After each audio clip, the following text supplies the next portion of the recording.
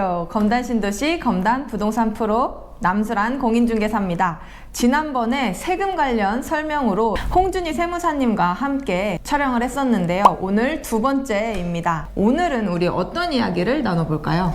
오늘은 상가를 매도하였을 경우 발생되는 세금에 대해서 설명을 해드리려고 합니다. 그렇죠. 양도 차익이 발생을 했으니까 세무사님이 꼭 필요하거든요.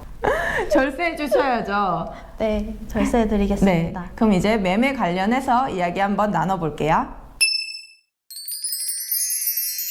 우리 상가를 매매를 했을 때 가장 먼저 주의해야 할 세금이 어떤 게 있나요? 바로 부가가치세 문제입니다. 아, 양도세가 아니라 부가가치세요? 네, 상가 매매 시에 세금 계산서 발행 이슈가 있어요. 그래서 어떠한 경우에는 세금 계산서를 발행을 해주셔야 하고 어떠한 경우에는 세금 계산서를 발행해주시면 안 됩니다. 그 어떠한 경우가 어떠한 경우인가요? 네. 보통은 저희가 매매를 진행할 때 포괄 양수도 계약을 많이 쓰거든요. 포괄 양수도가 성립이 되면은 세금 계산서를 발행 안 해주시는 게 맞습니다. 그래서 포괄 양수도가 성립되는지 꼭 확인을 해주시는 게 중요합니다. 포괄 양수도를 먼저 설명을 해드리면 포괄 양수도란 사업에 관한 모든 권리와 의무를 승계시키는 것을 말을 하는데요. 부동산 임대업 같은 경우에는 토지와 건물뿐만 아니라 임차인에 대한 임차 보증금까지 모두 승계시키는 것을 말을 합니다. 그래서 임차인의 보증금까지 모두 승계하고 매수인이 부동산 임대사업자를 내게 된다면 포괄 양수도가 성립하게 됩니다. 그럼 포괄 양수도 계약인데 세금 계산서를 발행했다. 이런 경우에는 어떤 네. 문제가 생겨요? 포괄 양수도인데 세금 계산서를 발행을 했다거나 포괄 양수도가 아닌데 세금 계산서를 발행하지 않았을 경우 다음에 가산세 문제가 생기게 됩니다. 건물 가액이 굉장히 크기 때문에 가산세가 기본적으로 몇백만 원씩 발생되게 됩니다. 정말 잘 아는 중개사님과 세무사님과 함께 상의하면서 진행을 해야 되는 문제겠어요. 네, 세금 계산서를 발행해야 되는지 안 해야 되는지 꼭 확인을 받으시는 게 중요합니다. 그래서 여러분 상가 전문으로 하시는 부동산에 가시고 세무사님을 찾아가셔야 되는 게 이런 이유에 있습니다. 포괄 양수도 계약을 하지 못하는 경우도 있나요? 포괄 양수도가 성립되지 않는 경우 한 가지를 말씀을 드릴게요. 첫 분양을 받아서 임대사업자 등록을 하고 공실 상태에서 상가를 양도하게 되는 경우에는 포괄 양수도가 성립하지 않습니다. 포괄 양수도로 해야 되는지 세금 계산서를 발행을 해야 되는지 애매한 경우에는 어떻게 하면 되죠? 애매하신 경우에는 일단 세금 계산서를 발행하시고 대리납부제도를 이용해 주시면 됩니다. 대리납부제도는 포괄 양수도가 애매해서 세금 계산서를 발행했을 경우 양수자가 양도자 대신에 부가가치세를 대신 납부해 주는 제도입니다. 그럼 대리납부제도 신고는 어떻게 하는 거죠? 양수자가 대가를 지급하는 날이 속하는 달의 다음 달 25일까지 부가가치세 대리납부 신고서와 함께 신고해 주시면 됩니다. 그러면은 또 신고를 했기 때문에 이제 양수인은 그 부가세를 다시 받게 되는 거네요? 네, 맞습니다. 애매하면은 그냥 대리납부제도를 하는 게 나은 거죠. 네, 애매하시면 세금 계산서를 발행하시고 대리납부제도를 활용해서 포괄 양수도 여부와 관계없이 세금 계산서 발행 이슈 없이 한꺼번에 처리하실 수 있습니다. 분양 계약서에 분양가 그리고 건물가액, 토지가액 이렇게 다 나눠져 있어요. 네. 근데 이제 매매를 할 때는 그 세금에 관련해서 건물분의 부가세를 또 다시 납부를 해야 되잖아요. 그런 부분들을 어떻게 비율로 할 수 있는 거죠? 보통은 감정평가를 받으셨다면 총 양도가액에서 감정평가 비율로 안분을 하고 감정평가액이 없으면 기준시가, 기준시가가 없으면 장부가액으로 해서 순서대로 안분을 하게 됩니다. 그래서 포괄 양수도가 아닌 매매계약서를 작성하실 때는 전문가의 도움을 받아서 한 번쯤은 꼭 확인해 주시는 게 좋습니다. 세무사님의 도움을 받아야겠군요. 네.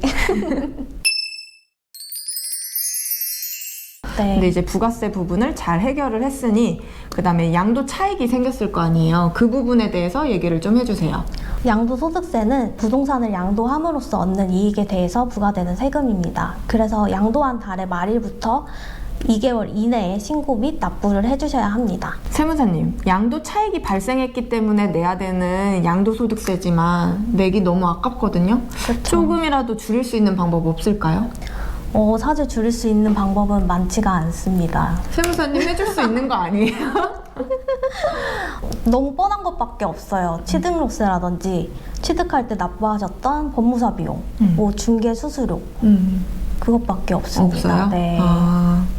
아쉽네요. 그래도 양도 차익이 발생했다라는 건 또 좋은 네, 거니까 즐거운 마음으로 납부해 주시면 납부를 됩니다. 해야 되겠군요. 네. 그리고 양도소득세가 오히려 늘어나는 경우가 있어요. 엥? 아니 줄여주셔야죠. 양도소득세가 늘어나면 어떡해요?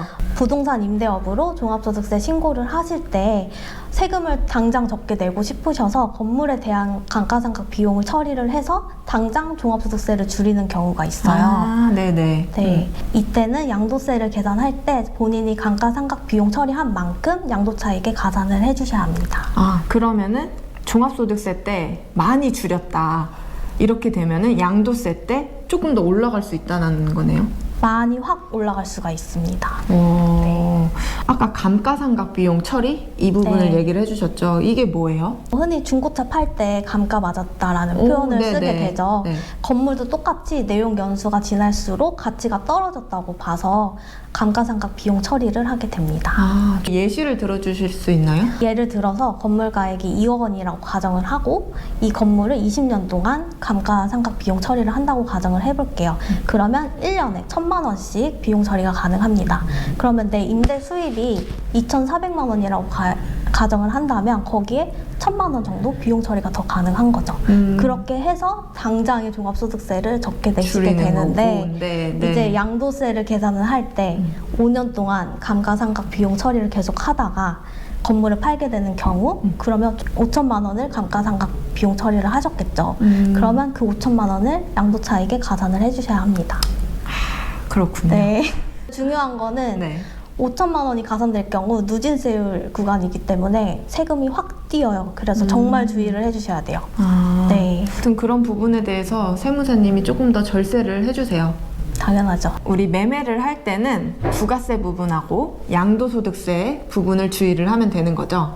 네, 두 가지 세금만 챙겨주시면 됩니다. 오늘도 정말 정리를 잘 해주셨어요. 도움이 정말 많이 됐고요. 세무 관련해서 궁금하신 내용들이 있다라면 댓글로 달아주셔도 좋습니다. 그럼 다음 영상도 저희가 준비를 해볼 거고요. 아파트 관련해서 저희가 이야기를 나눠볼게요. 다음 영상도 기대해주세요. 감사합니다. 감사합니다. 안녕.